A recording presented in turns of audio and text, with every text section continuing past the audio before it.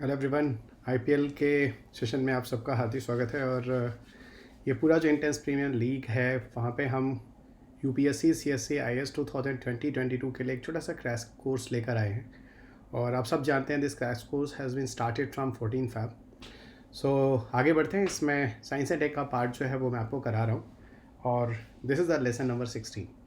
सो यहाँ पर different subjects हैं जो डिफरेंट फैकल्टीज़ लेकर आपके साथ कवर कर रहे हैं। और आई होप जो मेरा पूरा का पूरा जो कोर्स है even with all the faculties eminent faculties of Unacademy वो सब आपके लिए काफ़ी हद तक फ़ायदेमंद हो रहा होगा। और कहीं ना कहीं आपकी प्रिपरेशंस में काफ़ी हद तक पूरी की पूरी जो हमारी अनअकैडमी की टीम है वो आपकी भरपूर मदद कर रही होगी। सो आइए दोस्त आगे बढ़ते हैं। और ये साइंस एंड टेक का जो लेसन है वो लेसन नंबर 16 है। और यहाँ पर हम लोग क्या बात करने वाले हैं मैं आगे बढ़ता हूँ, आपको धीरे धीरे बताता हूँ। पहले तो वीडियो की शुरुआत में मैं अपने बारे में बता दूँ। My name is doctor Ravi Agrahari. I have done my PhD from IIT Delhi. Working as a director एक कोचिंग इंस्टीट्यूशन है मेरा जो अपना गोरखपुर में पूर्वांचल आईएएस के नाम से, जहाँ पे दिल्ली के की सारी टीम मेरे साथ आकर क्लासेस देती है आपको। साइंस एंड टेक एनवायरमेंट मेरा सब्जेक्ट है, those I am taking the classes. पिछले 19 years I am taking classes for civil service examination. 1000 से अधिक स्टूडेंट्स हैं, those already got select. 2 books हैं मेरी जो आती हैं मैकग्रा हिल से पब्लिश होती है, एक साइंस एंड टेक पे और दूसरा इन्वायरमेंट पे। ये दोनों की तौर मैकग्रा हिल से पब्लिश होने वाली बुक है और ये हाईली रिकमेंडेड बुक है even for civil service examinations. Telegram पर जो मेरा प्रोफाइल है वो आप स्क्रीन पे दे सकते हैं, t.me/रवि UPS_अनअकैडमी। यहाँ पर जाकर आप पूरा का पूरा PDF ले सकते हैं। साथ ही साथ जो वीडियो के लिंक होते हैं वो भी मैं आपको यहाँ पर टाइम टू टाइम शेयर करता हूँ। अनअकैडमी पर मेरा जो प्रोफाइल है unacademy.com/रवि यहाँ पर आपको मेरी प्लस की क्लासेस, प्लस के साथ साथ जो आइकॉनिक क्लासेस होती हैं, आइकॉनिक सब्सक्रिप्शंस, वो क्लासेस मिल जाती हैं। पर याद रखिएगा ये पेड कोर्सेज होते हैं। इसके अलावा बहुत सारी स्पेशल क्लासेस होती हैं जो मैं आप सबके साथ अनअकैडमी पर लेता हूँ और ये आपके लिए ओपन क्लासेस होती हैं। It is free for all of you. यहाँ पर आपको बायोलॉजी, फिजिक्स, केमिस्ट्री काफ़ी क्लासेस है जो आपको मिल जाएंगी। ओके, अनअकैडमी पर मेरा जो प्रोफाइल है वो रवि UPSC है। इवन सॉरी, अगर आप अनअकैडमी पर कोई क्लास लेना चाहते हैं, रवि UPSC कोड को यूज़ करते हैं, you will get extra fees rebate जो आपको छूट भी मिल जाती है। प्रोफाइल ये है दोस्त, ये ध्यान रखिएगा। यहाँ आप सब मेरे साथ जुड़े रहिए। Even everybody's either you are going to purchase Unacademy courses or not, क्योंकि यहाँ स्पेशल क्लासेज और iconic classes, but I will suggest to all of you guys for iconic courses. मैं आपको बताऊँगा आइकॉनिक कोर्सेज की क्या ब्यूटी है। Okay fine. जैसा कि आप सब जानते हैं अनअकैडमी के जो एजुकेटर्स हैं ये सारे के सारे एजुकेटर्स अच्छे खास एक्सपीरियंस हैं और आप इन सबको अच्छी तरीके से जानते हैं। So India best educator for UPSC CSE सब के सब आपको यहाँ पर उपलब्ध हैं। सो हाईली एक्सपीरियंस फैकल्टीज अनअकैडमी आपको लाइव सेशन पे देता है। तो आप सबके लिए बहुत ही अच्छा मौका है कि आप अनअकैडमी पे जुड़कर सारे के सारे जो एक्सपीरियंस फैकल्टीज़ हैं पूरे इंडिया में सिविल सर्विस एग्जाम्स के लिए आप सबके साथ यहाँ जुड़ सकते हैं। अनअकैडमी पर IAS टीम ऑफर है जो आपको दिया जा रहा है इस समय। फ्लैट 20% डिस्काउंट है और इस समय अगर आप कोर्स लेते हैं तो किसी भी कोर्स पर 20% डिस्काउंट के अलावा 3 मंथ्स आपको एक्सटेंशन भी मिल जाता है। पर याद रखेंगे आपको रवि UPSC कोड को यूज़ करना है। ये पूरा का पूरा जो ऑफर है वो लिमिटेड समय के लिए दिया जाता है। 50,000 से ज़्यादा आप अपने पैसे को बचा सकते हैं। अनअकैडमी सिविल सर्विसेज चैंपियनशिप जो 27 मार्च को हो रहा है, इसे मिस मत कीजिएगा। यहाँ पर आप सबको अच्छा खासा स्कॉलरशिप जीतने का मौका मिलेगा। काफ़ी रिवार्ड्स भी यहाँ पर हैं। एक free comprehensive interview guidance programme है जो अनअकैडमी ने स्टार्ट कर दिया 2021 के लिए। और जैसा कि आप सब जानते हैं कि 2021 का मेंस का रिजल्ट आ चुका है। ये पूरा का पूरा जो सेशन है वो फ्रीली अवेलेबल है। जो भी एलिजिबल कैंडिडेट हैं जो 2021 के लिए जा रहे हैं, इंटरव्यूज़ के लिए जा रहे हैं, तो stay tuned with Unacademy. Unacademy की जो एक मेंटोर्स है, जो पैनल है, जो इंटरव्यू बोर्ड की पैनल है जो स्क्रीन पे देख सकते हैं, ये 2020-21 के लिए आप सबके गाइडेंस, आप सबको जो गाइडेंस होगा वो पूरी की पूरी टीम देगी। और यहाँ पूरा का जो मॉक इंटरव्यूज़ है it is going to start from the first week of April. So hurry up guys, as soon as possible आप रजिस्टर्ड कर लीजिए। और आप पर आपका कोई फ्रेंड भी होता है अगर इंटरव्यू देने जाता है, so inform them like Unacademy is providing you all the mock interviews. Okay, आगे बढ़ते हैं। अनअकैडमी लाइट जो कि एक टेस्ट सीरीज़ है, आपको अनअकैडमी प्रीलिम्स के लिए टेस्ट सीरीज़ देता है, जनरल स्टडीज़ और CSAT दोनों के लिए। 6 मंथ और 1 ईयर सब्सक्रिप्शन आपको दिए जाते हैं। 2022 या 2023 के लिए आप कोई भी एग्ज़ाम देना चाहते हैं तो आप ये सब्सक्रिप्शन ले सकते हैं। आज हम बात करने वाले हैं लेसन नंबर 16 जिसके लिए आप सब मुझे यहाँ सुन रहे हैं। और ये पूरा का पूरा लेसन जो है साइंस टेक से जुड़ा हुआ है। ये वो 11 चैप्टर्स हैं जो अब तक आपको रट चुके होंगे और आई एम वेरी श्योर आप मुझे पीछे से फॉलो कर रहे हैं। फिर से मैं बोल देता हूँ, ये 11 चैप्टर्स जहाँ पे आपको ठीक से चिपक के रहना है, पकड़ के बैठ जाइएगा। यही 11 चैप्टर्स को पकड़ लीजिएगा। 90% जो क्वेश्चन आपके पेपर में आते हैं civil services specially science and techno, इसी 11 चैप्टर से आते हैं। एक बार मैं रीड आउट कर देता हूँ। Science and technology in India, energy, space technology, information communication technology, defence technology, intellectual property rights, artificial intelligence, robotics, nano technology, particle physics, biotechnology, health and disease और मिसलेनियस। तो ये 11 चैप्टर हैं जो आपको करने हैं। हम बात कर रहे थे डिफेंस टेक्नोलॉजी की।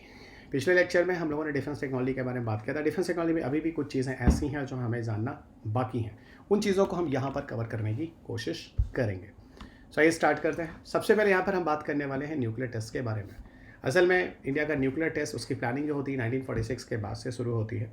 और कहीं ना कहीं पंडित जवाहरलाल नेहरू उस समय ऑनरेबल प्राइम मिनिस्टर होते हैं जो आगे चलकर पूरी की पूरी प्लानिंग करते हैं। और चलकर कहीं ना कहीं इंदिरा जी के टाइम में भारत अपना पहला परमाणु परीक्षण करता है। दैट वाज ऑन 18 मई 1974। ये डेट हमेशा याद रखिएगा दोस्त, ये भारत का इतिहास है। ओके, तो इंडिया अपना पहला एटम बम बनाता है 1974 में at the time of Indira Gandhi. She was the prime minister in that time. Okay, और उस प्रोजेक्ट का नाम होता है, I think you people know very well, smiling Buddha. तो ये इन्फॉर्मेशन याद रखिएगा, स्माइलिंग बुद्धा के नाम से पूरा का पूरा प्रोजेक्ट होता है। ओके, और स्माइलिंग बुद्धा प्रोजेक्ट का नाम इसलिए भी रखा जाता है क्योंकि वो दिन जो था एक पवित्र दिन था जिसका नाम था बुद्ध पूर्णिमा। और Buddha Purnima I hope you know very well that की इंडियन रिलीजन में काफ़ी ही पवित्र दिवस मानते हैं। सो प्रोजेक्ट का नाम क्या था? स्माइलिंग बुद्धा। और सबको पता है इंडिया में जो टेस्ट होता है वो पोखरण में होता है। ओके, पोखरण में होता है, फाइन। और अगर हम बात करें तो इस टेस्ट के बाद अगर देखें हम तो इवन एक और टेस्ट हुआ था इंडिया में बाद में चलकर, जो राजस्थान में हुआ था फर्दर पोखरण में, जो अटल बिहारी वाजपेयी जी के टाइम में हुआ था। और उस प्रोजेक्ट का नाम ऑपरेशन शक्ति रखा गया था। शक्ति मतलब माँ दुर्गा के नाम पे रखा था, ऑपरेशन शक्ति। ओके, ऑपरेशन शक्ति माँ दुर्गा जी के नाम पे रखा था। तो अटल जी के टाइम में जो न्यूक्लियर टेस्ट हुआ था उसका नाम जो था, उस प्रोजेक्ट का नाम था ऑपरेशन शक्ति। और वो लास्ट में 1998 में होता है। तो कुल मिला जुला के 1974 का जो पहला था और लास्ट जो है वो 1998 का है। वो अलग बात है कि जब 1974 रहा हो या 1998 रहा हो, या इंदिरा जी का टाइम हो या फिर अटल बिहारी वाजपेयी जी का टाइम हो, दोनों समय में यूएस, जापान, बहुत सारे कंट्रीज इंडिया पे बहुत सारी इकोनॉमिक सैंक्शंस लगाते हैं। इस पीरियड ऑफ टाइम में इंदिरा जी पूरा चैलेंज एक्सेप्ट करती हैं और इस पीरियड ऑफ टाइम में श्री अटल बिहारी वाजपेयी जी। तो ऐसे हमारे देश के पीछे के नेता लोग भी रहे हैं, हमारे पॉलिटिशियंस भी रहे हैं, तो देश के डेवलपमेंट के लिए, देश के लिए काफ़ी कुछ कर चुके हैं। और बात करते हैं इंडिया का एक आउटलाइन है। फिलहाल इंडिया का nuclear programme start date 1967 exactly. First nuclear test मैंने अभी आपको स्माइलिंग बुद्धा बोला। ये जो इंडिया का फ्यूज़न वेपन टेस्ट था, फ्यूज़न वेपन का एग्जाम्पल होता है दोस्त हाइड्रोजन बम। फ्यूज़न वेपन का एग्जाम्पल क्या था? Hydrogen bomb. इसको लेके काफ़ी डिस्प्यूट है। लोग कहते हैं इंडिया का हाइड्रोजन बम टेस्ट जो है वो सक्सेसफुल नहीं हुआ था। 11 मई 1998 जो डिस्प्यूटेड लिखा गया। ठीक है, एक बात और बताऊँ कि इस पर एक मूवी भी बनी 11 मई 1998। इस समय अटल जी की गवर्नमेंट भी होती, शायद आप में से काफ़ी लोगों ने देखा भी होगा, परमाणु। अगर आपने परमाणु देखा होगा उस मूवी के बारे में तो आई hope you people know very well, actual में वो अटल जी के टाइम की ही बात थी। ओके, चाइना जब काफ़ी मतलब एक्टिव हो रहा था डिफेंस सिस्टम में, तो इंडिया को उस समय न्यूक्लियर टेस्ट करने की आवश्यकता थी। तो हमने भी बहुत चोरी छिपे बचाते हुए कैसे न्यूक्लियर टेस्ट किया था। अगर आपने परमाणु मूवी देखी है तो आप काफ़ी कुछ समझ सकते हैं। और उसके 2 दिन बाद एक और टेस्ट भी होता है 13 मई 1998। कुल मिलाकर अभी तक इंडिया के पास अगर हम बात करें तो लगभग टोटल 6 टेस्ट हो चुके हैं। ओके, और मैक्सिमम डिस्टेंस बेस अगर हम मिसाइल की बात करें जो भारत के पास इंजेक्टेड है, ओके, तो इंजेक्टेड वाइज 3500 किलोमीटर अग्नि 3। मैंने आपको पीछे लेसन में भी बोला था अग्नि 4, अग्नि 5 का भी सक्सेसफुल टेस्ट हो चुका है। बट इंडक्शन वाइज इंडिया के पास अभी तक 3500 किलोमीटर वाला अग्नि 3 ही है। कुछ चीज़ें और मैं आपको यहाँ बताऊँगा। एक्चुअल में एक कंसेप्ट है INS। ओके, और ये भी काफ़ी कन्फ्यूज़न होता है, INS किसको बोलते हैं। Even when ever I ask the question everywhere, तो INS में काफ़ी बच्चे कंफ्यूज रहते हैं। पहले तो बताऊँ I और N का नाम तो I think everybody know, Indian naval, यहाँ पर किसी को कोई डाउट नहीं है। इंडियन नेवल यहाँ पे किसी को कोई डाउट नहीं। और S टर्म कई चीज़ों को रिप्रेजेंट करता है। इंडियन नेवल शिप भी कहलाता है, इंडियन नेवल शिपयार्ड भी कहलाता है, और इंडियन नेवल सबमरीन भी कहलाता है। तो एक्चुअल में आपको बताऊँ तो INS जनरली जो डिफेंस के लिए यूज़ होता है ना, उनके लिए INS शब्द का यूज़ किया जाता है। डिफेंस के लिए जो शिप होता है, शिपयार्ड होता है, सबमरीन होता है, सबके लिए INS टर्म हम यूज़ कर सकते हैं। तो INS एक जनरल नाम है। आप कभी एक के साथ बायस मत कीजिएगा कि आप या तो शिप बोलिए, शिपयार्ड बोलिए, सबमरीन बोलिए। ये सारे के सारे बेसिक चीज़ें हैं जिसमें से मैंने देखा आप से काफ़ी स्टूडेंट जो हैं वो कन्फ्यूज़ होते हैं। ओके, और इंडिया के जो सबमरीन्स हैं इस तरह के नाम, उनके नाम पता है कैसे? देखिए, सिंधु मतलब कहीं ना कहीं सागर या समुद्र या ओशंस को रिप्रेजेंट करता है। तो सिंधु राज, सिंधु वीर, सिंधु रत्ना, सिंधु शास्त्रा, सिंधु केसरी, सिंधु विजय, इस तरह के नाम भारत के सबमरीन्स वगैरह के नाम रखे गए हैं। एक और डिस्कशन है जैसे फ्रिगेट्स क्या होते हैं, डिस्ट्रॉयर्स क्या होते हैं, एयरक्राफ्ट कैरियर क्या होते हैं। देखिए ये तीनों भी कहीं ना कहीं एक तरह के INS ही होते हैं, ये सारे के सारे INS ही हैं। अगर मैंने बोला ना युद्ध में जितने भी चीज़ों का यूज़ करते हैं शिप वगैरह टाइप में, सबको एक कॉमन टर्म है INS बोल सकते हैं। और मैंने अभी आपको पहले ही बोला, इसीलिए मैंने आपको कहा कि आप मेरी क्लासेस पढ़ने के बाद कभी भी आपको बेसिक्स प्रॉब्लम्स नहीं होंगे। कभी आपसे कोई इंटरव्यू में क्वेश्चन पूछा जाएगा, कभी आप किसी करेंट अफेयर्स को पढ़ते हैं तो विल नेवर हैव इश्यूज़। और ऐसा आप लोगों ने मुझे प्लस में सुनकर ये चीज़ प्रूफ कर भी दिया है, मैंने भी प्रूफ कर दिया है और आपने भी इन चीज़ों को देख लिया है। अब आप से किसी भी स्टूडेंट्स का जब आप न्यूज़पेपर पढ़ते हैं तो आप में से किसी को इन चीज़ों को समझने में दिक्कत नहीं होती है। अब बात होती है INS में फ्रिगेट्स क्या होते हैं, डिस्ट्रॉयर क्या होते हैं, एयरक्राफ्ट क्या होते हैं। मैं आपसे एक बात पूछता हूँ, आप लोग एक चीज़ सुनते होंगे एरोप्लेन, सुना है एरोप्लेन, वैसे ही सुनते होंगे फाइटर प्लेन, सुनते हैं ना फाइटर प्लेन एग्जैक्टली दोस्त वैसे ही एक होता है शिप और एक होता है वारशिप। क्या होता है, शिप और एक होता है वारशिप। और जो वारशिप होता है वो एक फ्रिगेट से और डिस्ट्रॉयर से और एयरक्राफ्ट कैरियर से, ये तीनों चीज़ें एक तरह के INS हैं जनरली जो वारशिप की तरह यूज़ होते हैं लड़ाई के मैदानों में, लेकिन कुछ समुद्रों के लिए होता है वारशिप, क्योंकि शिप है तो डेफिनेटली पानी वाले जहाज़ की बात हो रही है। फ्रिगेट्स क्या होते हैं, डिस्ट्रॉयर क्या होते हैं, एयरक्राफ्ट कैरियर क्या होते हैं, मैं आपको बताता हूँ। ऐसा वारशिप जो कि स्मॉल साइज़ का होता है, हो गया कंसेप्ट बहुत ही सिंपल तरीके से। ओके, बहुत ही सिंपल तरीके से मैंने आपको समझा दिया। ऐसा जो स्मॉल साइज़ का हो, ऐसा वारशिप जो स्मॉल साइज़ का, उसे हम कहते हैं frigates is a small size warship. ठीक है, इसकी अगर हम वेट की बात करें तो लगभग 2000 टन से लेकर 5000 टन का जो वेट होता है वो फ्रिगेट्स का होता है। लेकिन वहीं पर अगर हम डिस्ट्रॉयर की बात करें तो डिस्ट्रॉयर जो होता है वो लार्ज साइज वारशिप होता है, इसका जो वेट होता है वो 5000 से लेकर लगभग 10,000 टन का होता है दोस्तों, ये थोड़ा ध्यान रखिएगा। ठीक है, इसमें ज़्यादा कुछ दिमाग लगाने की ज़रूरत नहीं है। स्मॉल साइज वारशिप और वो लार्ज साइज वारशिप आप ध्यान रखिए। और जनरली इसको हम वेट के हिसाब से कंसीडर करते हैं। इसको हम कैसे कंसीडर करते हैं, वेट के हिसाब से कंसीडर करते हैं। यहीं पर मैं आपसे कुछ चीज़ें और बात कर लूँ एयरक्राफ्ट कैरियर के बारे में। एयरक्राफ्ट कैरियर क्या होता है, देखिए एक ऐसा INS जो किसी एयरक्राफ्ट को कैरी कर सकता है।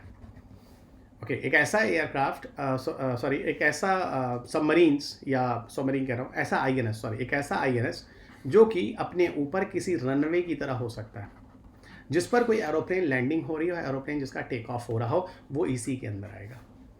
ठीक है, वो इसी के अंदर आएगा। एयरक्राफ्ट कैरियर में हम लोग यहाँ बात कर रहे हैं एडमिरल गार्स्को के बारे में। एडमिरल गार्स्को जो है एक्चुअल में ये रशिया से लिया गया था। पता है रशिया में ये डीकमीशन हो गया था 2004 के आसपास ही, 4-5 के आसपास ही वहाँ पे डीकमीशन हो गया था। डीकमीशन का मतलब होता है यहाँ की नेवी ने इसको हटा दिया, अभी हमारे काम का नहीं है। उसके बाद भारत ने इसको खरीद लिया। क्यों खरीद लिया, क्योंकि इंडिया के पास वो चीज़ अभी भी नहीं थी। और इंडिया क्या करना चाह रहा था, रिवर्स इंजीनियरिंग करके, मैंने आपको पीछे के लेसन में बताया है, रिवर्स इंजीनियरिंग करके हम ऐसी टेक्नोलॉजी को डेवलप करना चाहते हैं। और उसी को इंडिया में लाने के बाद हम लोगों ने उसका नाम जो रखा वो क्या रखा दोस्त, INS विक्रमादित्य रख दिया। तो रशियन नेवी में है, इसका यूज़ हुआ था, बाकू करके इसका नाम था। और एक सर्चकी गार्स्को है रशियन, उनके नाम पर इसका नाम एडमिरल गार्स्को रखा गया था। और ये बहुत अच्छा है, इसी का नाम विक्रमादित्य रखा है। इसके ऊपर जो फाइटर प्लेन्स होते हैं उसकी लैंडिंग होती है, उसका टेक ऑफ होता है। तो इस चीज़ को थोड़ा सा ध्यान रखिएगा दोस्त, INS विक्रमादित्य एडमिरल गार्स्को के बारे में। यहीं पर हम लोग आगे चलते हैं, डिफरेंट पीढ़ी के फाइटर प्लेन्स के बारे में बात करते हैं। लेकिन याद रखिएगा एक्चुअल में आपके एग्जाम में डिफरेंट फाइटर प्लेन्स पर नहीं जाएगा क्वेश्चंस, जो क्वेश्चन होगा वो इंडिया के रिस्पेक्ट में होगा। लेकिन मुझे अभिनंदन के बारे में थोड़ा सा बताना है, जो पाकिस्तान लेकर जो इंडिया के अंदर आया था उसके बारे में थोड़ा सा बताना, इसीलिए मैं आपको थोड़ा सा जनरेशन की तरफ लिए चल रहा हूँ। देखिए अगर दुनिया में हम फाइटर प्लेन्स की बात करें तो डिफरेंट जनरेशन के फाइटर प्लेन आए हैं। फर्स्ट जनरेशन जो फाइटर प्लेन है दुनिया में 1940 से 1950s के बाद के बीच प्रयोग में लाए गए। वो अलग बात है कि आज अभी भी कुछ कंट्री हैं जो फर्स्ट जनरेशन के फाइटर प्लेन यूज़ में ला रही हैं। फर्स्ट जनरेशन फाइटर प्लेन में MiG 262 है, MiG 15 है, MiG 17, इस तरह के फाइटर प्लेन्स हैं। इनकी स्पीड जो है काफ़ी अच्छी नहीं है, 1 मैक से कम है, सबसोनिक है, विंग्स वगैरह स्ट्रेट है, रडार सिस्टम है नहीं, इसमें सिंपल गन वन टाइप का मतलब वार करने का तरीका है। और बम्स वगैरह को भी ये किसी टारगेट जगह पर नहीं भेज सकता, वहीं पर जहाँ पे हाथ से या जहाँ पे गिराइए वहीं भी गिरता है। यानी बहुत ही मतलब इम्प्रूव्ड क्वालिटी का फाइटर प्लेन नहीं था। आज तो आप टारगेट सेट कर देते हैं वहीं जाके गिरता, आज तो एक अलग ही बात हो गई। अगर हम सेकेंड जनरेशन फाइटर प्लेन की बात, सेकेंड जनरेशन फाइटर प्लेन 1950 से 1916 के बीच लाया जाता है। इसमें MiG 21, Su-9, F-106, F-104, F-5, MiG 19, Sukhoi 7 इस तरह की चीज़ें। लेकिन एक बात बताऊँ, अभिनंदन जो थे वो MiG 21 ही लेकर गए थे, किधर, पाकिस्तान में। शायद आपने सुना होगा।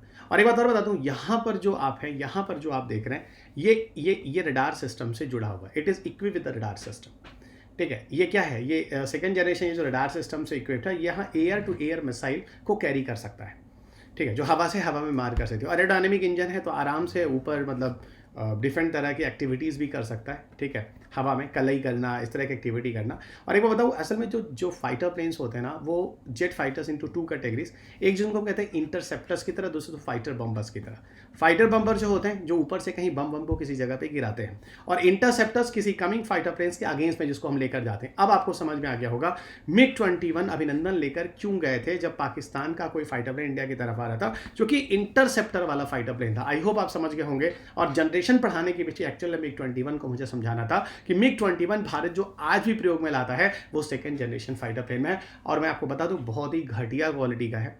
ठीक है, बट स्टिल भारत यूज़ करता है, क्योंकि ये भारत के बारे में मैं आपको पहले बता चुका हूँ कि हम थोड़ा सा ना डिफेंस सेक्टर में थोड़े से कमज़ोर हैं, और यहाँ भी हमें काफ़ी कुछ करना बाकी है। ठीक है, इसीलिए मैं आपको कह रहा था ना कि आज भी हमें 4.5 जनरेशन राफेल दूसरे कंट्री से खरीदना पड़ता है। और यहाँ पिछले 75 साल, 72, 74, 75 साल मान लीजिए लगभग है ना, आज भी हम भिखारियों की तरह लोगों पर डिपेंड करते हैं। कोई भी हमारा नेता रहा हो, कभी किसी ने हमारे यहाँ R&D के बारे में नहीं सोचा। सब प्राइवेटाइजेशन कर दो, दूसरे कंट्रीज़ के उनको मंगा दो, है ना, कंपनीज़ को मंगा दो, उनका FDI करा दो, सब उसी पर ध्यान देते हैं। ठीक है, लेकिन कोई भी कभी ये नहीं कहता कि भाई हम कब बनाएंगे और हम कब अपना हथियार दूसरों को बेचेंगे। तो हमारा जो डिफेंस सिस्टम है वो काफ़ी हद तक दूसरों पर डिपेंडेंट है। अगर दोस्त यही हाल रहा तो मैं आपको पीछे की वीडियो में बोला हूँ, एक दिन ऐसा होगा कि हम चाइना से ही हथियार खरीदेंगे और चाइना के लिए उसको प्रयोग में लाएंगे, और उस पर भी हमारे जो नेता लोग हैं ढिंडोरा पीटेंगे। ठीक है, तो अभी भी समय है, जाग जाइए, अभी भी समय है, जाग जाइए। ठीक है, आप ही लोग नई जनरेशन से देख लीजिए आजकल क्या चलता है। ठीक है, यहीं पर बात करते हैं थर्ड जनरेशन फाइटर प्लेन के बारे में। थर्ड जनरेशन फाइटर प्लेन में MiG F1 आता, मिराज आता है, MiG-23, F-25, F4, F5 आता है। जब भी F टाइप का नाम होना तो जान लीजिए अमेरिका का है, उसमें सोचने की ज़रूरत नहीं ज़्यादा। ये एवियोनिक्स इंजन होते हैं, एरोडायनेमिक परफॉर्मेंस होता है, हवा में एयर गाइडेड मिसाइल्स भेज सकते हैं, एयर टू एयर मिसाइल भेज सकते हैं, रडार सिस्टम काफ़ी अच्छा होता है। यहाँ पे वेपन्स वगैरह की पुअर एक्यूरेसी होती है, उनको आसानी से देख पाना फाइटर प्लेन डिफिकल्ट होता है थोड़ा। इलेक्ट्रॉनिक काउंटर मेजर्स होते हैं। ठीक है, इस तरह की चीज़ें भी यहाँ पाई जाती है। थर्ड जनरेशन काफ़ी इंप्रूव हो गए। और फोर्थ जनरेशन फाइटर प्लेन की बात करें तो MiG-29, MiG-27, Miraj, Su-27, F-16। असल में जो पाकिस्तान की तरफ से था वो F-16 ही आया था। तो पाकिस्तान की तरफ से फोर्थ जनरेशन आया था और इंडिया की तरफ से सेकंड जनरेशन गया था, और सेकंड जनरेशन ने फोर्थ जनरेशन को मार गिराया था। तो काफ़ी सोचने वाली बात है। ठीक है, यहाँ पे भी बात करूँ तो long range air to air missile को काफ़ी दूरी तक फोर्थ जनरेशन फाइटर प्लेन जो है वो भेज सकते हैं। यहीं पर हम आप लोगों से बात करेंगे दोस्त 4.5 जनरेशन फाइटर प्लेन के बारे में। 4.5 जनरेशन दुनिया में 1990 से 2005 के बीच बनाए जाते हैं। इसमें बहुत सारे फाइटर प्लेन हैं, यूरो फाइटर टाइफून है, ग्रिपन है, डसल्ट रफाल है, ये सारे के सारे। यही रफाल है जिसके लिए आप लोग इंडिया में बहुत हल्ला हुआ था, है कि नहीं, ये यही रफाल है।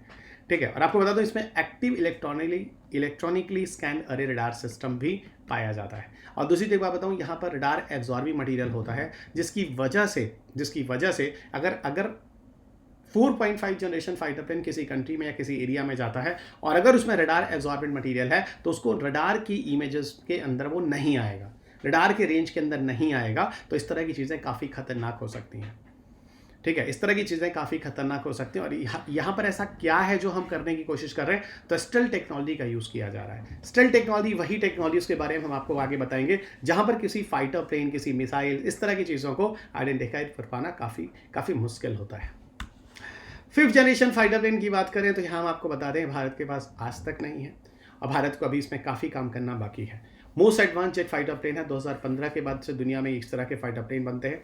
स्टेल्थ टेक्नोलॉजी इसमें होती है। रडार्स वगैरह इंटरसेप्ट कर पाना बहुत ही डिफिकल्ट होता है।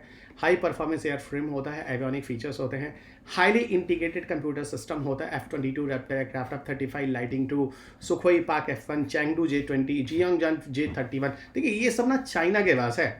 आप आज कितना भी ढिढोरा पी लीजिए, हम लोग चाइना से आगे हैं, ये सब झूठ है। ठीक है, ये सब देख लीजिए आपके सामने। बट प्रॉब्लम क्या है, एज अध्यापक तो मैं आपको बता रहा हूँ, लेकिन एज अ रियलिटी मैं बाहर जाकर इन चीज़ों को नहीं बोल सकता हूँ। लेकिन एज अ अध्यापक मुझे ज़रूरी है कि मैं आपको सच बताऊँ, तो मैं आपको चीज़ें बता देता हूँ। इस चीज़ें थोड़ा ध्यान रखिएगा दोस्त। आप झूठ बोलते हैं कि हम लोग चाइना से डिफेंस में आगे हैं, हमें अभी काफ़ी काम करना है, क्योंकि आप नई जनरेशन से और आपको हकीकत पता होनी चाहिए। ठीक है, और आपको फिर मैं कह रहा हूँ भारत में R&D पर हमें काम करना होगा और हमारे वैज्ञानिकों को यहीं पर रहकर उनके रिसोर्सेज देने होंगे जिससे वो बड़े लेवल पे काम कर सकें, क्योंकि कल हमें भारत को बहुत आगे जाना है। और किसी भी कहते हैं ना अनुसंधान आवश्यकता की जननी होती है, इस तरह की बातें अपने बचपन से सुनी है, तो हमें अनुसंधान करना होगा किसी भी आज देखो ना अंतरिक्ष तकनीकी में भारत कितने बड़े बड़े रिकॉर्ड बना रहे हैं, लेकिन वहीं डिफेंस टेक्नोलॉजी में भी हम लोग बहुत पीछे हैं, जो कि किसी राष्ट्र की सुरक्षा की बात होती है। अब यहीं पर मैं आपको बताऊं कि इंडिया के रेफरेंस में अगर हम बात करें कि ऐसे कौन कौन से फाइटर प्लेन हैं जो भारत के पास हैं, तो कुछ इंपॉर्टेंट फाइटर प्लेन मैं लेकर आऊँ। मोस्टली इनमें 4th जनरेशन फाइटर प्लेन है। Su-30 सुखोई जो इंडिया का बहुत ही खूबसूरत है, मिराज जो इंडिया ने फ्रांस से लिया था काफ़ी पहले, MiG-29, 27 आप जानते हैं जब भी हो तो रशिया होगा, इवन MiG-21 देखिए आज भी इंडिया यूज़ में ला ही रहा है। हॉक करके एक फाइटर प्लेन यूरोप से लिया था। तेजस जो है यही एक इंडिया का अपना है, इंडिजिनस है, ये थोड़ा ध्यान रखिएगा, ठीक है। और आपको बताऊँ मिराज वगैरह सुखोई वगैरह ये हम लोगों ने कारगिल वार के टाइम में काफ़ी यूज़ किया था, ओके। और कुछ चीज़ें बता दूं कि तेजस के बारे में जो कि बहुत ज़रूरी है, हिंदुस्तान एरोनॉटिक्स लिमिटेड ने बनाया, भारत के अंदर बना। Su-30 MKI, ठीक है, ये 3000 किलोमीटर विदाउट रिफिलिंग उड़ सकता है। विदाउट रिफिलिंग इसलिए यहाँ पर समझाने की कोशिश की गई है क्योंकि डीप पेनिट्रेशन कर सकता है। मतलब कहने का मतलब है, मान लो ये इंडिया का बॉर्डर है दोस्त, ये मान लो इंडिया का बॉर्डर है, ठीक है, तो इंडिया के बॉर्डर से यहाँ तक डीप पाकिस्तान के अंदर जाकर फिर सेफली आ सकता है। तो 3000 किलोमीटर का मतलब होता है डीप इनसाइड जाकर वो बॉम्बार्डिंग कर सकता है विदाउट रिफिलिंग। ऐसा तो होगा नहीं पहले इंडिया का कोई फाइटर प्लेन जाएगा, बम गिराएगा, वहाँ पे तेल भरवाएगा, फिर आएगा, ये क्या लॉजिक है, ठीक है। वही बात मैं कह रहा हूँ कि ये 3000 कहने का मतलब जो मैं आपको समझा रहा हूँ उसे समझिएगा। तो हर चीज़ें लिखी समझ में नहीं आती, जहाँ पर you must have to need a teachers, तो जहाँ मैं आपकी मदद कर रहा हूँ। अब तेजस के बारे में मैंने अभी आपको और डिटेल में बताता हूँ दोस्त। और टुप्लो भी है एक जो रशिया से हमने लीज पर लिया, लिखा होगा कहीं लीज पर लिया था। क्यों लीज पर लिया था, रीज़न क्या था, हमें क्या करना था, हमें रिवर्स इंजीनियरिंग करनी थी, हमें उन चीज़ों की कॉपी करके उन चीज़ों को खोल खाल को उसे समझ कर अपनी टेक्नोलॉजी में इनोवेशन करना था। अब यहीं पर हम लोग बात करते हैं दोस्त तेजस के बारे में। तेजस जो है आप सबको पता है इंडिया का है, 4.5 जनरेशन है, काफ़ी हल्के वेट का है, multi role jet fighter planes है, सिंगल इंजन है ताकि वेट कम हो। इसे लाइट कॉम्बैट एयरक्राफ्ट के नाम से भी जानते हैं, ठीक है। और एक बात और बता दूं, तेजस जो नाम है वो श्री अटल बिहारी वाजपेयी जी का दिया हुआ है। इवन ये प्रोजेक्ट पुराना है, लेकिन जब अटल बिहारी वाजपेयी जी प्राइम मिनिस्टर होते हैं उसी समय इस प्रोजेक्ट को LCA को तेजस का नाम देते हैं। तेजस के साथ सबसे खूबसूरत बात यह 1350 किलोमीटर पर आवर की स्पीड से चलता है, और 1350 किलोमीटर पर आवर को हम बोलते हैं सुपरसोनिक। सुपरसोनिक यानी इसकी स्पीड जो होती है वो 1 मैक से ज़्यादा होती है, ठीक है। एक बात और बता दूं कि सुपरसोनिक फाइटर प्लेन में बात करूं तो हिंदुस्तान एरोनॉटिक्स लिमिटेड ने एक और फाइटर प्लेन बनाया था जिसका नाम था मारुत। सुना होगा, मारुति नंदन पवन पुत्र हनुमान, उन्हीं के नाम पर एक फाइटर प्लेन का नाम था मारुत। बट होता क्या, मैं आपको बताऊं, मारुत जो है वो न्यूक्लियर वॉरहेड नहीं ले जा सकता। Marut can not carry nuclear warhead, यानी मारुत से आप एटम बम नहीं ले जा सकते हैं, एटम बम नहीं ले जा सकते। और वही एटम बम आप जो है तेजस से ले जा सकते हैं। यही ब्यूटी है तेजस के बारे में। तेजस पे काम जो है वो 1983 में ही कर दिया कि शुरुआत हुई थी, उस बारे में बात हुई थी, और कोशिश ये थी कि MiG-21 को हटाया जो काफ़ी एक्सीडेंट होता है, ठीक है। वही बाद में चलकर भारत में जाके इंटीग्रेट होता है जनवरी 15 में, उस समय अब भारत बन जाता है भारत के पास। और मनोहर पर्रिकर जी आप जानते हैं कितना रिस्पेक्ट है, गोवा के CM भी रहे हैं जिनकी डेथ भी हुई है कैंसर से, okay. How much the respect of the Manohar Parrikar, मतलब ऐसे नेता आपको भारत में क्या पूरी दुनिया में नहीं मिलेंगे, ठीक है। मनोहर पर्रिकर, और वो उस समय डिफेंस मिनिस्टर भी रहते हैं, उन्हीं के टाइम में ये जो तेजस है वो भारत में एयरफोर्स में शामिल किया जाता है। यहाँ पर हम लोग कुछ इंडिया के टैंक्स के बारे में बात करेंगे, छोटा सी एक झांकी हम लोग टैंक्स के बारे में भी देख लेते हैं। भारत जो पहला टैंक यूज़ करता है वो AMX-13 होता है। 1953 to 1985 में इसी टैंक का यूज़ किया था जो फ्रांस से भारत ने लिया था। पर आपको बताऊँ 1965 वार में हमारे पास जो टैंक था उस टैंक को काफ़ी नुकसान भी पहुँचाया था ये पाकिस्तानी टैंक्स ने, ठीक है। तो हमने बाद में फिर अपना एक टैंक बनाया भी था जिसका नाम था विजयंता। विजयंता याद रखिएगा, ये पहला इंडिजिनस टैंक है जो हमारे इंडियन आर्मी ने यूज़ किया, भारत द्वारा बनाया गया पहला मेन बैटल टैंक, याद रखिएगा, ठीक है। 1965 से 2008 के बीच में जो भी भारत ने डिफेंस में या जो वार किया था उसमें हम लोगों ने इसका यूज़ किया था, ठीक है। T-72 MI in the Indus service, बाद में क्या हुआ, इसको T-72 MI से चेंज कर दिया गया और इसकी जगह T-72 MI ने ली। कहीं पर T नाम करके टैंक होता ना तो तुरंत समझ जाइएगा ये रशियन है। तो अब आप सोचोगे सर इसका मतलब इसको आगे चलकर हटा दिया गया विजयंता को, पर still you people remember Vijayanta Bharat का पहला इंडिजिनस टैंक था जो भारत ने बनाया था। यह है T-72 जिसे बाद में रशिया से हम लोगों ने खरीदा, और इसी T-72 को बाद में हम लोगों ने नाम जो था इंडिजिनस नाम अजय रख दिया। बाद में T-72 को और इम्प्रूव किया गया T-90 के नाम से, और इसको भारत में लाने के बाद भीष्मा रख दिया। T मतलब ये भी रशियन है दोस्त, ठीक है, ये भी ध्यान रखिएगा। और आगे चलकर इसको हमने जो T90 है, इंडियन साइंटिस्ट ने लिखा भाई currently locally producing customise and improve version of T90, the T90M, जिसको भीष्मा कहते हैं। ठीक है, तो आज भारत में T90M का इम्प्रूव मतलब T90 का इम्प्रूव वर्जन भारत के अंदर ही बन रहा है, हमें बाहर से लेने की ज़रूरत नहीं है, ध्यान रखिएगा।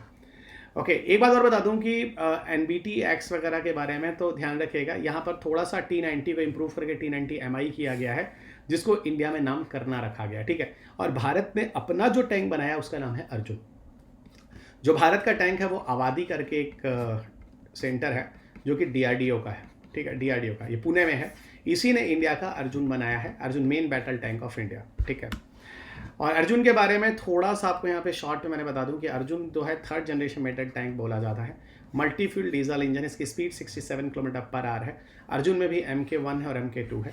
MK1 जो है इंडियन आर्मी में 2004 से शुरुआत हुई है और MK2 जो है वो 2012 से बाद से लाई गई है, ठीक है। ये कुछ इंडियन जो अर्जुन टैंक है, but still I tell you guys कि भीष्मा जो है ये कर्णा जो है वो अर्जुन से बेटर है, जो आपने बाहर से लिया। हम लोग स्टेल्थ टेक्नोलॉजी के बारे में बात कर रहे थे, मैंने आपसे कहा था स्टेल्थ टेक्नोलॉजी को हम लोग लो ऑब्जर्वेबल टेक्नोलॉजी भी कहते हैं। ये एक ऐसी टेक्नोलॉजी होती है जिसकी मदद से हम लोग किसी एयरबॉर्न ऑब्जेक्ट को या फिर वाटरबॉर्न ऑब्जेक्ट को, एयरबॉर्न ऑब्जेक्ट को आइडेंटिफाई करने के लिए किस प्रणाली का यूज़ करते हैं, रडार को। वाटरबॉर्न को यूज़ करने के लिए क्या करते हैं, सोनार को। तो मैं वही करना चाह रहा हूँ, किसी रडार और सोनार के रेंज में कोई फाइटर प्लेन है ना, कोई फाइटर प्लेन, कोई शिप, कोई सबमरीन्स, कोई मिसाइल्स, ये ट्रेस नहीं होते हैं। और इस तरीके से ये ऑब्जेक्ट जो है, इस तरह की चीज़ें जो हैं नहीं दिखती हैं। यहाँ पर रडार, इंफ्रारेड, सोनार सिस्टम, इन चीज़ों का डिटेक्शन आसानी से नहीं बनाते हैं। इसीलिए स्टेल्थ टेक्नोलॉजी को हम लो ऑब्जर्वेबल टेक्नोलॉजी भी कहते हैं। मैंने अभी आपको बताया था किस जनरेशन के फाइटर प्लेन, मुझे आंसर नीचे कमेंट बॉक्स में लिखना, किस जनरेशन के फाइटर प्लेन में अंतरराष्ट्रीय स्तर पर पूरी दुनिया में है ना स्टेल्थ टेक्नोलॉजी को लाया गया था। ओके, मैं पीछे बता चुका हूँ, लेकिन देखता हूँ वैसे कितने स्टूडेंट्स को मेमोरी ठीक ठाक है जो मेरी बातों को समझकर और याद रख सकते हैं, ठीक है। अब देखिए असल में स्टेल्थ टेक्नोलॉजी कैसे काम करती है, तो 2 तरीके होते हैं। एक तो जो एयर फ्रेम है वो मेटल का ना हो, और दूसरा उसके सरफेस पे कुछ कोटिंग करती है। जैसे मान लो ये एक रडार सिस्टम है दोस्त, इधर देखो, ये मान लो एक रडार सिस्टम है, और ये मान लो एक एरोप्लेन है, ये एरोप्लेन है, मान लो ये एरोप्लेन है, ठीक, एरोप्लेन है। अगर इसको कुछ फाइबर वाइबर का मटेरियल का बना दें तो रडार से जो रेडियो वेव्स निकलते हैं, रेडियो वेव्स डायरेक्शनल होते हैं, नॉन डायरेक्शनल होते हैं। मैंने आपको पीछे बताया इंफॉर्मेशन कम्युनिकेशन टेक्नोलॉजी में नॉन डायरेक्शनल होते हैं, तो ये चारों तरफ जाते हैं। तो कहीं ना कहीं एरोप्लेन होगा तो वहाँ से जाके फिर लड़के आता होगा। क्यों आता होगा? क्योंकि इसकी बॉडी मेटल की होती है। अगर ये मेटल नहीं हुआ, नॉन मेटालिक हुआ, तो वही यहाँ से पार करके बाहर निकल जाता है और ऊपर इसके लोकेशन का पता नहीं चलता है। यही कहानी है, यही कंसेप्ट है, यहाँ पर ध्यान रखिएगा। तो नॉन मेटालिक एयरफ्रेम का होने का नुकसान।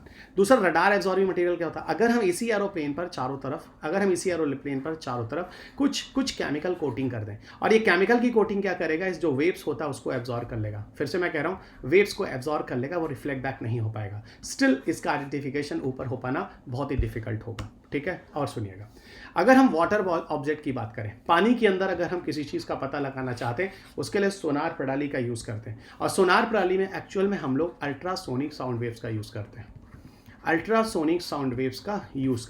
और आप में से काफ़ी स्टूडेंट जानते होंगे अल्ट्रासोनिक साउंड वेव्स का फिजिक्स में आपने पढ़ा होगा, बहुत सारे यूज़ है। यानी ओशन की डेप्थ का पता लगाने के लिए, किसी सबमरीन के बारे में पता लगाने के लिए बहुत सारे काम होते हैं, ठीक है। इसके अलावा इसकी गठिया नाम बीमारी में भी है ना, मसल्स वसल्स जो सूख जाती हैं, बोन्स के बीच में जो दर्द होता है, उन सबको फिर से स्ट्रेच करने के लिए काफ़ी काम किया जाता है। घड़ियों की क्लीनिंग करने में, ओके, कपड़ों की सफाई करने में, मतलब बहुत सारे। अल्ट्रासोनोग्राफी आप खुद जानते हैं, स्टमक के अंदर का पिक्चर देखने में। यहाँ पे कुछ सोनार प्रणालियों के नाम लिखे हैं जो भारत यूज़ करता है, जैसे अप्सा है, हुम्वद है, हुम्सा है, नगन है, पंचेंद्री है। ये सारे के सारे नाम एक बार ध्यान रखिएगा, इंडिया के सोनार सिस्टम के नाम है। अब ऐसे काफ़ी स्टूडेंट्स को टारपीडोज के बारे में पता होगा। टारपीडोज क्या होता है पता है? ये अंडर वाटर मिसाइल होते हैं। इनको हम शॉर्ट में लिख देते हैं, ये अंडर वाटर मिसाइल होते हैं। देखो, ज़मीन के ऊपर तो पृथ्वी, अग्नि, त्रिशूल, नाग, आकाश चलते हैं, और सुनिएगा, पृथ्वी के ऊपर और पानी के अंदर एक्चुअली में टारपीडोज चलते हैं। तो टारपीडोज एक्चुअल में क्या है? Torpedoes are the underwater missile, ठीक है ना। टारपीडो देखो, यहाँ पर कुछ लाइट वेट के टारपीडोज होते हैं, कुछ हैवी वेट के टारपीडोज होते हैं, ठीक है। यहाँ पर देखिएगा, जो हैवी वेट के टारपीडोज हैं उनमें वरुणास्त्र है, तक्षक, इस तरह की चीज़ें। और सुनो, इलेक्ट्रिकली पावर्ड भी वरुणास्त्र है जो आज हो रहा है, इलेक्ट्रिकली पावर्ड, ओके, ये भी ध्यान रखिएगा। साइना भी एक टारपीडो है भारत के पास, जो नेवल साइंटिस्ट और टेक्नोलॉजिकल लेबोरेटरी द्वारा बनाया गया है, ठीक है। और 1990 से इसका कार्य शुरू हो गया है। आगे बढ़ते हैं। एक चीज़ और असल में आपको बताऊं तो कुछ ना कुछ आप एक्सरसाइजेस हर साल सुनते होंगे। कुछ ना कुछ एक्सरसाइजेज आप हर साल सुनते होंगे, ठीक है। तो यहाँ हम लोग बात करने वाले हैं डिफेंस से जुड़े कुछ जॉइंट एक्सरसाइजेस पर। हाँ, एक बात बता दूँ, पिछले 11 सालों में, 11 साल इसलिए मैं बोल रहा हूँ क्योंकि नया पैटर्न 2011 से आया है। तो 2011 से लेकर 2021 तक, 2011 से लेकर 2021 तक कोई भी क्वेश्चन किसी एक्सरसाइज पर यूपीएससी ने नहीं पूछा। बट स्टिल एक बार मैं आपको ऊपर से बता देता हूँ। नेवी के साथ जो ज्वाइंट एक्सरसाइज है डिफरेंट कंट्री के साथ, उनके नाम है वरुणा, स्ट्रिनेक्स, इंदिरा, मालाबार, सिम्बेक्स, इप्समर, कोनकन, ओसेंडेक्स, सायाकजिन, नसीमल बहर। अब जैसे वरुणा है तो वरुणा फ्रांस और इंडिया के बीच का है, स्ट्रिनेक्स है तो श्रीलंका और इंडिया है, इंदिरा है तो ठीक है आपको खुद दिख रहा होगा ये इंडिया और रशिया के बीच का है, मालाबार है तो ये आपको मिल जाएगा यूएस और इंडिया के बीच में। तो ये है एक्सरसाइजेज जिसके बारे में आपको जानना चाहिए। वहीं पर इंडियन एयरफोर्स के एक्सरसाइजेस के अगर हम नाम देखें तो यहाँ पर आपको रेनबो दिख सकता है, इंद्रधनुष दिख सकता है जो इंडिया और यूके के बीच में होता है, इंडिया और फ्रांस के बीच गरुड़ा होता है, एविया इंडिया जो है इंडिया और रशिया के बीच होता है। उसी तरह आर्मी की अगर हम जॉइंट एक्सरसाइज देखें तो मित्र शक्ति है जैसे इंडिया श्रीलंका के बीच में, हैंड इन हैंड है इंडिया चाइना के बीच में है, शक्ति है इंडिया फ्रांस के बीच में, ठीक है। और आगे बढ़िए, नोमैडिक एलिफेंट है जो आपको मिल जाएगा इंडिया और मंगोलिया के बीच में, युद्ध अभ्यास 2005 के बाद से शुरू हुआ है, ये आपको मिल जाएगा इंडिया और यूनाइटेड आर्मी के बीच में, सूर्यकुरन इंडिया नेपाल के बीच में, लमाइट इंडिया सस्टेस के बीच में, और प्रबल दास्ताक जो है वो कजाकिस्तान के, ठीक है, इंडिया कजाकिस्तान। तो ये आपकी डिफरेंट तरह के एक्सरसाइजेज हैं जो आपको मैंने शॉर्ट में सिर्फ आपको बताया है, जो अक्सर एक साल में अलग अलग महीनों में, कोई 2 साल में, कोई 1 साल में 2 बार, इस तरह कर एक्सरसाइजेज होते हैं। तो ये सारा का सारा पीडीएफ दोस्त आप जाके टेलीग्राम से ले सकते हैं। ये पीडीएफ का यही सोर्स है जहाँ से आप ले सकते हैं। और साथ ही साथ मैं आपको बता दूं कि यहाँ पर आपको सारे के सारे वीडियो लिंक भी मैं शेयर करता हूँ, ओके। तो ये देख लीजिएगा। अनअकैडमी पर मेरा जो प्रोफाइल है वो unacademy.com /रवि पी अग्रवाल। यहाँ पर आपको प्लस की क्लासेस और प्लस के साथ आइकॉनिक सब्सक्रिप्शन भी मिल जाते हैं। पर फिर मैं बोल रहा हूँ ये पूरा का पूरा पेड कोर्सेस है। यहीं पर आपको फ्री कोर्सेज भी अवेलेबल हैं जिसको हम कहते हैं स्पेशल क्लास। स्पेशल क्लास में आपकी काफ़ी मदद मैं कर रहा हूँ। आपके जितने भी साइंस वगैरह के जो टॉपिक्स होते हैं, बायोलॉजी, वो सारे के सारे यहाँ पर करा रहा हूँ। मेरा जो कोड है वो रवि यूपीएससी। जब भी आप कभी भी कोई कोर्स लेते हैं तो रवि यूपीएससी कोड को यूज़ करते हैं तो आपको एक्स्ट्रा 10 to 20%, इस समय तो फ्लैट 20% डिस्काउंट चल रहा है रवि यूपीएससी पर अगर आप कोर्सेज लेते हैं। एक बात मैं आप सबको बता दूं, आइकॉनिक सब्सक्रिप्शन अनअकैडमी का सबसे बेस्ट कोर्स है। और इसलिए मैं बेस्ट बोल रहा हूँ क्योंकि यहाँ आपको लाइव मेंटरशिप मिलती है, एक ट्यूटर आपके साथ कनेक्ट होता है और आपकी प्रिपरेशन में आपकी पूरी हेल्प करता है।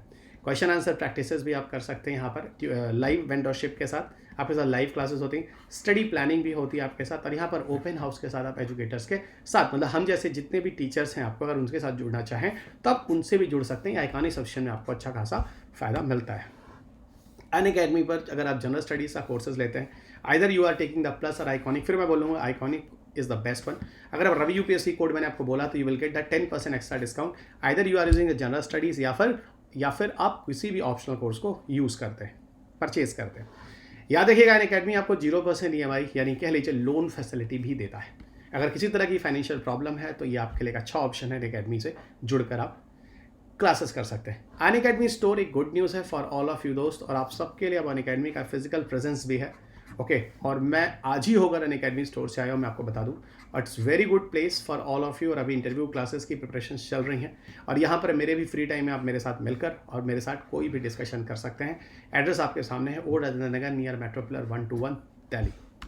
आगे बढ़ते हैं। अगर IAS एज अ ड्रीम है आपका तो अनअकैडमी के साथ जुड़कर आप सफल हो सकते हैं। जैसा कि अनअकैडमी का फीडबैक है जो रेटिंग में आप देख सकते हैं, हर जगह आपको मिल जाएगा। अनअकैडमी आपको बहुत सारी चीज़ें हैं जो दूसरों से अलग है और देता है। प्रिंटेड कॉम्प्रिहेंसिव नोट्स हम आपको देते हैं, 20,000 से ज़्यादा आपके क्वेश्चन प्रैक्टिस सेशन देते हैं, MCQs देते हैं, 1-to-1 लाइव मेंटरशिप भी यहाँ पर आपको मिलती है।